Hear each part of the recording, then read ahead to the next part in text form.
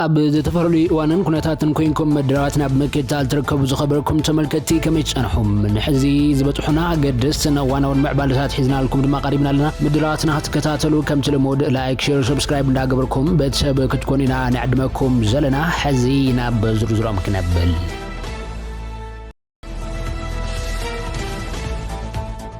بنجادو بزحيقاو منقد نخقوا عازن كخزان نسترخب قحوت النقدي أبك إيداءاتو تباهيلهم لعلي 10,500 لترو زيت بالعي 53 كنتال شكور كمون 4 كنتال فينون 26 كنتال طافن 4 كنتال بربرن كاروت حلقة قحوتنا أبك إيدو علم نحبرت سب واقوم تشيطو مكبل إيجنس نقد نسدد تقراي علاو غيرهم اتي إيجنسي أب محبا أنا زي مخنياتي ووسخ واقا شغطات نسترخبو نقادوون حقاون ممحدرون سقومتات موساد كم زغطلو ليو أتنكو ظلام جنسي نقدر نسدد تجراي نزل بلن هلو معبالتات كوزر شغطات تجراي ملكيتو مجلس بذهب الوان نت مجلس ذهبوا بإيجنس نقدر نسدد تجراي دايركتوريت كوزر سرعات نقدي أيتجوعش ولد جريمة لعلة 950 حد النجادو متن قطعت وحفظتوها بهم 300 تكالات نقدر تعشقوا 4 تكالات نقدر ما بحق إنك حطيتو كم استجبرن دحر موساد سقمتون والسنو محاسات كم زلون يوم أنفيتهم زلهم استرعي وسخ واقاش قطعت حسرت قرب سلزلو زي كونس زي حجان دلالو بزبارع ورح حصوتي زبلو ايتقعش ايجنس نقدن سددن تግራይ حزون اواجاتن ممرحتاتن مسرت غيرو اب لعل 3 ساعات زبلوم نጋዶታት شقمتي كقصل مخان يفلطو زلام اب مفراي نمشاطن بانس توافرو نጋዶውን تحت 100 جرام كيفريو نطنق زبلو ايتقعش تገልጋላይ ሕብረተሰብ ነተግበራት መምርሕ ክከታተልን ዘይግቦ ስራሕን ትዕዘብ ሓበሬታ ከብንዩ ጸዊዖም ዘሎም አከፋፈልቲ ሸቀጣት ክቸርችሩ አይግባን ዘበለት መግለጺ መስርሕ ሕግ ንግድ ዝጥሕሱ ነጋዶ አግባብ ክሕዙ በጥረ ገንዘብ ይኹን ካልኦት በትራንስፈር ተባሂሉ ዝዋዕ ንግዲ ንዝፍጸም ትዕዳግ ብሕጊ ክሕግዙን ሕጋው ቅብሊት ክህቡን አተሓሳሲቡሎም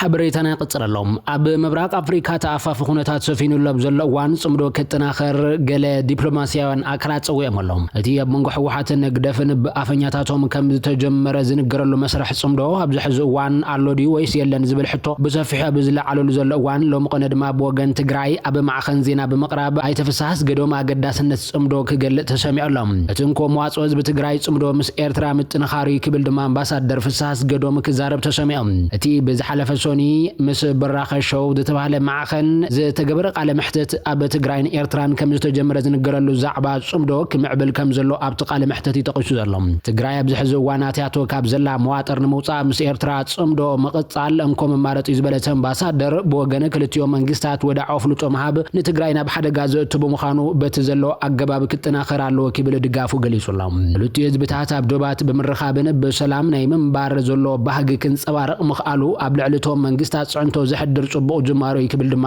ወስኹ ገሊጹሎም ንሱ በሐፈሻ ትግራይ ከም ትናብ ቅድመ ሕጂ 360 ዲግሪ ክትዕጽ የብላን መፈናፈን ከተረከብ ግድን እዩ እዚ ድማ ብሙላዕ ዓለም ዝግበር ለሞዶ ፖለቲካው ስርሒት በመዃኑ ቀበሉ ይደማይሎም ትግራይ ተፈትወት ጸለ አካል በኢትዮጵያ መዃናን ዝፈረመቱ ዕለ ፕሪቶሪያ ዕላዊ መንግስታው ጽምዶ ንምፍጣር ዓብይ እንቅፋት ከም ዝኾነ ድማ እዩ ኣብቲ ዝገበረ ቃል ምሕተትዩ አተሓሳሲብ ዘሎም ኣብ ትግራይ ጀማሮ ጽምዶ መዃኑ ዝነገረሉ ብርሃነ ገብረ ገርግስ ሎሚ አንጻር ሕወሓት ንግደፈን ዝኾነ ሪእቶታት በመዝራቡ ጥራይ ብትሕቲ ቀይዲ ኣትዩ ከም ዘሎ ዝፍለጥ ኮይኑ ሓላዋት ብርሃነ ገብረ ገርግስ የፍርሐና ፈትሕሲና ዝብሉ መቅረቡን ቤተሰቡን ኣብ ከቢድ ጭንቀት ከም ዘለዎም ዝገልጾም ንዓመታት ደጋፍ ቃልሲ ሕወሓትን ፈላማይ ተሓላቀ ጽምዶ ዝነበረ ነጣፈ ማሕበራዊ ሚድያን ዝነበረ ድሕሪ ነብሱ ካብ ፖለቲካ ነፃ ኢሉ ዕላው ምግባሩ ድሕሪ ሰሙናት አንጻር ወደ ሕወሓት ቃልሲ በመጀመሩ በዕል ምኽንያቱ ብዘይተፈለጠ አገባብ ተጨወየን ኣብ ወልቀ ቤት ማእሰርቲ ዲስ ወይስ ዛጊድ ዘይተፈልጠ ቤት ማእሰርቲ ሓበሬታ በዘይመርካቦም ሓውና ድሕንነቱን ሓላዋቱን يشعلنا الله كبلو بيتسبون مقربون يوم كمارو ترايم زلهم زاجي دحلوات سبنا سينا فتح سينا زبلو اتوم وجنات تجراي والكسب كاب حجوس عزك ويلان أبو الكبيت ما أسرت الساق إيلان كوينا مرعينا محزن محفرن تاريخي قبل يوم مسجلت زلهم برهانة مسولوز على سنة عمتات بهيرون مخبار بحسب برتن جبو فزيمي زبلو توم وجنات مخنات بزيت فلت تجويو عب زيت فلت بوتا كسر زاجي دحلوات يبلنا دمايلهم جبن انتالي وانا بحق بمقرب ስሩዕ ክስ ክቀርበሉ ይግባእ ነይሩ ዝበሉቶም መቅረቡ ካብ ሕጊ ወፃኢ ብምጭዋይን ብምስዋርን ዝግበር ኢፍትሓውን ስርዓት አልቦ ጉዕዞ ንኹሉ ትግራዋይ ዝጎድእ እምበር ክእረም ዝግባእ መሻቀል ጉዳይ ኢሎም ሕዚ እውን ናብ ስሩዕ ሕጊ ይቅረብ ወይ እውን ይፈታሕ ዝበሉቶም ወገናት ብህይወት ምህላውን ኣይንፈልጥን እንተሃልዩ እውን ካብ ውልቀ ማእሰርቲ ናብ ኢድ ሻዕብያ ከይመሓለፍ ስጋኣት ከም ዘለዎም እዮም ዝገልጹ ትግራይ ናይ ተጋደለንተ ኮነትስ ናይ ዘውደልደልያ ክብሉ እውን መረርቶም ይስምዖም እቲ ጽምዶ ከማምርን ከም መትከልን ጽላእ ከም ዘይኮነ ዝተፈላለዩ ሰባት ክገልጹ ዝስምዑ ኮይኖም ግን በየናይ ሕጋዊ መስርሕ በየናይ ትካላዊ ኣሰራርሓን ክምራሕ ኣለዎ ዝብል ሕቶታ ዘልዕሉ እውን ውሑዳት ኣይኮነን እዮም እቲ ኣብ 2018 ናብ መንጎ ውልቀ መላኺ ኢሳያስ ኣፈወርቅን ናብ ኣሕመድን ኣብ ጅዳ ዝተገበረ ስምምዕ ቅሉዕን ሕጋዊ መስርሕ ዝተኸተለ ብዘይምንባሩ ደማዊ ኩናት ከም ዝወለደ ርድኡ እዮም በተወሳኺ እቲ ምስጥራውነቱ ክልቲኦም ስርዓታት ካብ ህዝቢ ክሓብእዎ እኳ ፈተነታት እንተገበሩ ሎሚ ናብ ሰነዳት ጄፍሪ ኤፕስቴን ሓደ ጎድ ተቃሊዑ ነይሩ እዮም እሱ ድማ ስምምዕ ጅዳ ኤርትራን ኢትዮጵያን ክጸናበራ ወይ ድማ ክልቲአን ሃገራት ክወሃዳ ምዃነን ጠቅስ ምዃኑ ስፊሩ እዮም እሞዳ ካብ ሕሉፍ ብምምሃር ነዘብ መንጎ ሕወሓትን ግደፍን ብስም ኣፈኛታትን ደገፍቶምን ዝግበር ዘሎ ጽምዶ ሕጋውን ትካላውን መስርሕ ሒዙ ከይኸይድ እንታይ ዝዕንቅፎ ዘሎ ዝብል ሕቶታት እውን ከበግስ ጸንሐዮም እቲ ጽምዶ ካበይ ናበይ ዝኸይድ እቲ ርክባት ጽምዶ ስትራቴጂካዊ ዲ ወይ ስልታዊ ዝብል ሕቶታት ዝለዓል ኮይኑ ኢሳያስ ኣፈወርቂ ከም ዓርሓ ጉጅለ ግደፍ መጠን ብዛዕባ ጽምዶን ብግልጽን ብጋህድን ክዛረበሉ እውን ተሰሚዑ ይፈልጥን ብወገን ሕወሓት ተኾነ ብተመሳሳሊ ብግልጽን ግሁድን ወጋዓዊ መንገዲ ክዛረብ ይስማዕን معبلنا يقتل حرام ريت بزبل زنقساقس حيلي كونه تبايل وتادروم بوليتيكاون قطباون عقمታት ትግራይ ከዳخم لوخ ሒዙ ዝንቀሳቀስ እዩ ክብል ነበረ መራራሃ ኃይል ሰላም ትግራይ ግርማይ ጸጋይ ተዛሪቡ ዘሎም ምክትል ሓላፊ ቤት ጽሕፈት ሰላም ጸጥታን ዞባ ደቡብ ትግራይ ዝነበረ ደሓር በስም ለውጥ ደላይ ናብ حرام ريት እናተባለ ጽዋዕ ወሪዱ ላዕለዋይ መራራሃ ግንባር ደጉዓ ዝነበረ ግርማይ ጸጋይ እዚ ዝገለጾ ሎሚ ኣብ ከተማ መቐለ ብፍሉይ ንማዕኸን ዜና ቴሌቪዥን ድምጽ ያን ብዝሃቦ መግለጽ እዩ ግርማይ ኣብ حرام ريት ዘሎ ኃይሊ ናይ ባዕሉ ሱር ዓላማ ዘይብሉ ኣብ ድሕሪቱ ባህግ መንግስት ፌደራልን ዓፋርን ንምፍጻም ምስሓው ዝዋጋእ ዘሎን ከም ዝኾነ ክገልጽ እንከሎ በጀትን ዕጥቅን ካብ ፌደራል መንግስት ዝረክብ እንትኸውን መንበር ፍቃድ ድማ ካብ ክልል ዓፋር ተዋሂብዎም ይንቀሳቀሱ ከም ዘለው ይሓቢሩ እድሜ ዕጥቃው ቃልሲ ምጅማሮም ኣብ ዞባ እናሃለው ሰለስተ ዓይነት መንገዲ ማለት እውን ህዝብ ምንቃሕ መወዳብን ኣብ መወዳእታ ኃይል ወዲቦም ስልጣን በኃይል ንምምንጣል ተዓሊሙ ይንቀሳቀሱ ከም ዝነበረ ዝኻኺሮም ሆኖም እምበር ዕላማዎም ብኻልኦት አካላት ከም ዝተጨወየን እቶም ኣብ ቃልሲ ዝጨወዩ መወራረዲ ቂም ውልቀ ዛዕቦም ከም ዝገበርዎም እውን የፍለጡ ዘሎም ምኽንያቱ ቶም ነቲ ዕላማ ዝጨወዩ ካብ ትግራይ ዝወጽኡ ትሕቲ ፌደራል ዘለው ንኸብዶም ዝነበሩ ዝበሎም በሚልዮናት ገንዘብ ዝኸፍሎምን አካላት እዮም ድማ ኢሉ ተኻለ ኣብ በረኻ ዝርከብ ዕጡቕ ኣብ ዝኸፈ ኩነታት ከም ዝርከብን ዝተፈላለዩ ሓሳብ ዘሎ ይሰርን ሽማሽም ይወጾን ይንገላታዓን ኣሎ ዝበለ ግርማይ እቲ ዕላማ ከም ዝተጨወየ ምስ ፈለጠ ተቃዊሙ ከም ዝወጸን ናብ መሬት ዓዱ ከም ዝተመለሰን ገሊጹ ካልኦት እውን ናብ ዓዶም ክምለሱ እዩ መዒዱ ዘሎም እቲ ተገዲዱ ምስ ዕጥቁን ኣብ በረኻ ዝወጸ ምልሻ ኮነ ተታሊል ዝወጽእ መንእሰይ ናብ ዓዱ ክምለስን ብሰፊሑ ሰሪሑ ክነብርን ይግባእ ዝበለ ግርማይ ትግራይ ኣብ ዝሕዚ እዋን ካብ ዘጋጥም ሓደጋ ንምውፃእ እንኮ መማረጽ ህዝቢ ትግራይ ሓድነት ምጥንኻሪ ክብል ድማ ኢለቦ ኣቕሪቦም ፌደራል ንሰራዊት ትግራይ ስሒቡን ኣብ ኩናት ኣትዩ ድሓር ውዕል ፕሪቶሪያ ፍሪሱ ኢሉ ዲፕሎማሲ ረብሓ ክረክብ ባህጎ ድሕር ምባል ህዝቢ ትግራይ ኣብ ከቢድ ጸገም ኣብ ዘለሉ እዋን ካብ ዝኾነ እዋን ላዕለ ሓድነት ምጥንኻርና ፈላላያት ብዘተ ክፍታሕን ይግባእ ክብል ድማ እዩ ሓሳብ ኣቕሪቡ ዘሎ ግዝያዊ ምሕዳር ትግራይ እዚ ኣብ ግምት ውሽጢ ኣትዩ ብኩል መዳይ ክሰርሕ ከም ዝግባእ ዝሓበረት ውልቀ ሰብ ነዚ ጸገማት ዘጋዱ ብድሕሪ እዚ ኮይኖም ሰላም ትግራይ ዝህቡ አካላት ድማ ልብ ክገዙ እዩ መዒዱ ዘሎም ዳንኤል ክብረት አካቢ ቦርድ ኢትዮጵያ ብሮድካስቲንግ ኮርፖሬሽን ወይ ድማ ኢቢሲ ኮይኑ ተመዝዞም ንሱ ኣብ ዋን ጆኖሳይዳዊ ኩናት ትግራይ ንጽንተት መጥቃዕትን ሓያል ጎስጓስን ከካይድ ጸንሐ ውልቀ ሰብ ከም ዝኾነ ይንገራሉ አቀዲሙ አባለ ቦርድ ትካለ ፕሬስ ኢትዮጵያ ዝነበረ ዳንኤል ክብረት ኣብ ዋን ሹመት እውን ገዚፍ ክትዓበግሱ ነይሮም ሃገራዊ ባይቶ ሃገር ኣብ መበል 50 ዓመት መበል 17 ስሩዕ ጉባኤ ሽመት ሓድሽቲ ሚኒስትራት ኣብ ዘጥደሉ ዝነበረ ዋን ተወከልቲ ትግራይ እቲ ዝወሃብ ዘሎ ሽመት ንህዝቢ ትግራይ ንሕወሓትን ዘግለለ ከም ዝኾነ ክቃወሙ ጸኒሖም እዮም ኣይተካሳ ዝበሃሉ ኣባላት ባይቶ ተሰወምቲ ሕገ ኽበርቲ ድዮም ኣብ ምክኣል ዝኣምኑ ድዮም ብቕዓት ዘለዎም ዶ ዝብሉ ሕቶታት ዘለዓሉ ኮይኖም ናይ ስልጣን ጻምእ ንምርዋይ ከይኸውን ዝስራሕ ዘሎ ዝበሉ ኣይተካሳ እቲ በብመዓልቱ ዝቀየር ሽመት ጸበል ክብሉ ሕቶ ልዕሎም ክሽወም ዘለዎ ሰብ ዓቕሚ ዘለዎን ካብቲ ዝኣትናዮ ዓዘቕቲ ዘውፅን ክኸውን ኣለዎ ዝብሉ ኣባላት ባይቶ እንተዘየለ ግን ነቲ ን27 ዓመት ዝተዋለለ ሃብቲ ዝማቐ ላይኮና ንደሊ ክብሉ ተዛሪቦም እዮም ካሊ ኣይተገብረ እግዚአ እግዚኣብሔር ዝተባሃሉ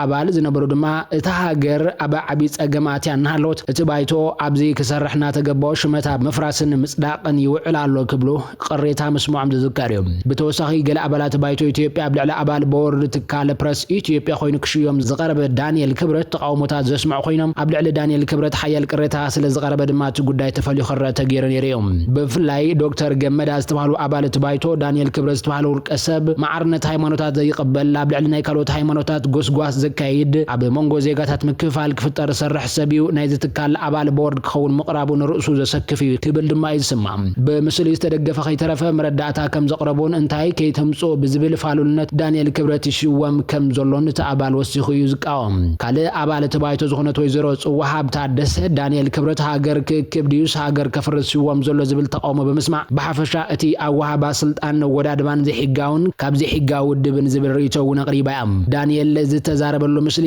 ኣብ ማሕበራዊ ሚድያታት ብሰፊሑ ከም ዝተዘረበሉ ኮይኑ ሓይልታት ትግራይ ድማ ኣብ እዋን ጀኖሳይዳዊ ኩናት ትግራይ ዳንኤል ክብረት ዝተዛረበሉ ምስሊ ሓይልታት ትግራይ ምስ ሰይጣን ብምስሳል ክሳብ መወዳእታ ዘርኦም ክጠፍአሎም ክብል ይስማዕ ከምዚ ዓይነት ናይ ጽሊ ዘረባ ሓደገኛን ዝቅበሉነት ዘይብሉን ክብል ድማ ወሃቦ ቃለ ሚኒስትር ጉዳያት ወጻኢ ኣሜሪካ ነቲ ዜና ጠቂሱ ተዛሪቡ ነይሩ እዩ ዳንኤል ክብረት ኣማኻሪ ማሕበራዊ ጉዳያት ተቀዳማይ ሚኒስትር ኮይኑ ኣባል ቦርድ ትካል ፕረስ ኢትዮጵያ እውን እዩ ቅድም ኢሉ ሓላፊት USAID ሳማንታ ፓወር ኣብ ኢትዮጵያ ዝነበረ ዓውደት እውን ኣብ ልዕሊ ትግራይ ብዝወሃቡ ሰብኣዊ ክብሪ ዝትንክፉ ርእቶታት ተሻቂለ ክትብል ንሚኒስትር ሰላም ዘለዋ ስጋኣት ገሊጻ ነይራ ይኹን እምበር ዘረባ ዳንኤል ክብረት ናይ መጀመርታ ብመንግስቲ ኣሜሪካ ጠመተ ዝስሓብን ዝተነቐፈን ኣጀንዳ ኮይኑ ነይሩ እዩ ፍጻሜ ስራሕ ግሎባል ሴንተር ፎር ዘ ሪስፖንሲቢሊቲ ቱ ዘ ፕሮቴክት ዝተባሃለ ትካል ሲሞን ኣዳምስ ነቲ ማዕኸን ዜና ብዝሃቦ ቃል ዘረባ ዳንኤል ክብረት ብሓቂ ዝህውኽን ጥንቃቐ ዝጎደሉን ክብል ተሰሚዖም ወሲኹ ኣብ ኢትዮጵያ ብምኽንያት ብሄር ዘጋጥሙ መጥቃዕታትን ብዝለዓለ ኩነታት ወሲኾም ክትርእን ከለኻ ዳንኤል ብሓፈሻ ንተወለድቲ ትግራይ ዘይኮነ ብዛዕባ ሕወሓት ጥራይ ይዛረብ ዘሎ ኢልካ ክትግምት ከቢድ እዩ ድማ ይብል ሽሙ ክግለጽ ዘይፈቐደ ሓደ በዓል መዚ ፌደራል መንግስቲ ግን ዳንኤል ናይ ውልቀ ስምዒቱ ተዛሪቡ ዝበለ ኮይኑ ኩሎም ተወለድቲ ትግራይ ክጠፉ ይግባእ ከም ዘይበለ ድማ ተዛሪቦም እቲ ኣብ ወርሒ ጥቅምቲ 2013 ዓመተ ምህረት ዝተወልዐ ኩናት ትግራይ ናብ ጉረባብ ትኽላት ኣምሓራን ዓፋርን ዝለሓመ ኮይኑ ኣብ ሰለስቲአን ክልላት ምኽንያት ሞትን ምዝባልን ክኸውን እንከሎም ሚሊዮናት ድማ ሓደጋ ጥሜት ከም ዝተቃልዑ ጸብጻብ ወደብ ሕብራት ሃገራት የረድኦም ኣብ ሰንዓ የመን ሰበስልጣን ሑቲ ኢትዮጵያን ኣመንቲ ንልዕሊ 20 ዓመታት ክግልገሉሎም ጽንሑ ቤተ ክርስቲያናት ስጉምቲ ከም ዝወሰዱ ተሓቢሩ ኣብ የመን ከተማ ሰንዓ ዝርከብ ቤተ ክርስቲያን ቅዱስ ጊዮርጊስ ኣምልኾ ዘካይድ ከም ዝነበረ ዛረባ ኣይታ አብርሃም በቀለ ደቁ ቋንቋን ኣምልኾን ዘምህረሉ ቤተ ክርስቲያን ኣብ በዓል ልደት ብሰበስልጣን ሑቲ ከም ዝተዓጽወ ገሊጹ ኣብታ ርእሰ ከተማ ልዕሊ 23 ዓመታት ዝነበረ አብርሃም ቤተ ክርስቲያን ቅዱስ ጊዮርጊስ ቀዲሙ ዘመተ ከም ዝተፈጽመላን ድሕሪ በዓል ልደት ድማ ከም ዝተዓጽወትን ይገሊጹ ኣብ ሰንዓ ልዕሊ 20 ዓመታት ከም ዝነበረ ተዛረብ ፕሮቴስታንት ጓልተንስተይን ትውን ተኾነት ድሚ 25 ዓመት ቪክቶር ብዝተባሃለ ህንዳዊ ዝተመሰረተትን ኢትዮጵያ ወንጌላውያን መምለኺ ቦታ እውን ከም ዝተዓጽወትን እቲ መስራቱ እውን ከም ዝተኣሰረን ገሊጻ ነታ ከተማ ተቆጻጺሮም ዘለው ዕጡቃት ሑቲ ቅድሚታ ኦርቶዶክሳዊት ቤተክርስቲያን ነታ ብፓስተር ቪክቶር ትምራሕ ወንጌላዊት ቤተክርስቲያን ከም ዝዘመቱ ዝገለጸት ኮይና መጽሓፍ ቅዱሳን ገለ ንዋያትን እውን ከም ዝወሰዱ ገሊጻ ኣይተ አብርሃም በቀለ ብወገኑ ሰበስልጣን ሑቲ ቅድሚ 3 ሰሙን ናብታ ኦርቶዶክሳዊት ቤተክርስቲያን መጽዮም ገንዘብን ንብረትን ዘሚቶም ክብል ድማ ይዝኸስስ ኣብ ሰንዓ በኦርቶዶክሳዊት ቤተክርስቲያን ኢትዮጵያ ተመሓደር ቤተክርስቲያን ቅዱስ ጊዮርጊስ ቅድሚ 25 ዓመት በአባላት ኃይል ባሕሪ ኢትዮጵያ ነበር ዝተመስረተት ምዃና ረድዮም ኣይተ አብርሃም እታ ቤተክርስቲያን ፈለማ ኣብ ወታደሮ ማዓስከር ከም ዝነበረት ድሒሩ ግን ኣብ ሰንዓ ዝርከቡ ኢትዮጵያውያን ኣመንቲ አገልግሎት መሃብ ከም ዝጀመረት ይዛረብ እታ ኣብ ሰንዓ ከባቢ ሓዳ ትርከብ ቤተክርስቲያን ቅዱስ ጊዮርጊስ ንኣመንቲ ዝተፈላለዩ ሃይማኖታዊ አገልግሎት ትህብ ከም ዝነበረትን ኢትዮጵያውያን እስላም ህጻናት ከይተረፈ ቋንቋ አምሓርኛ ንመምሃር ናብታ ቤተክርስቲያን ይመጹ ነይሮም ድማ ቅድሚ ሕጂ ብመንግስቲ የመን ኣፍልጦ ከም ዝረኸቡ ቶም ኢትዮጵያውያን ክገልጹን ከለው ኣብዚ እዋን እዚ እታ ባንዴራ ወሪዳ ኣብቲ ኣፍ ደገ ከም ዝተዓሸገ ዝገልጽ ምልክታት ተለጢፉ ከም ዘሎ ድማ ይዝሕበር እተን ኢትዮጵያውያን ኣመንቲ ስርዓት ኣምልኾ ዝፍጽሙለን ኣብያተ ክርስቲያናት ዝተዓጽዋሉ ምኽንያት ብዝምልከት ካብ ሰበስልጣን ሑቲ ወግዓዊ ምላሽ ኣይተዋህበን ዘሎም ዝኸበርክን ተመልከቲ ሓበሬታታትና በዚ ንኽንብታ ብዝቕጽል ብሓደሽትን ዋናውን ምዕባለታትን ንራኸብ ክኸውን ክሳብ ሽዑ ቤተሰብ እናኾንኩም ላይክ ሼር ሰብስክራይብ ብምግባር ድማ ቤተሰብ ክትኮኑ ኢና ንዕድመኩም ዘለና ሰላም በብዘለኹም መናዓኹም ይኹን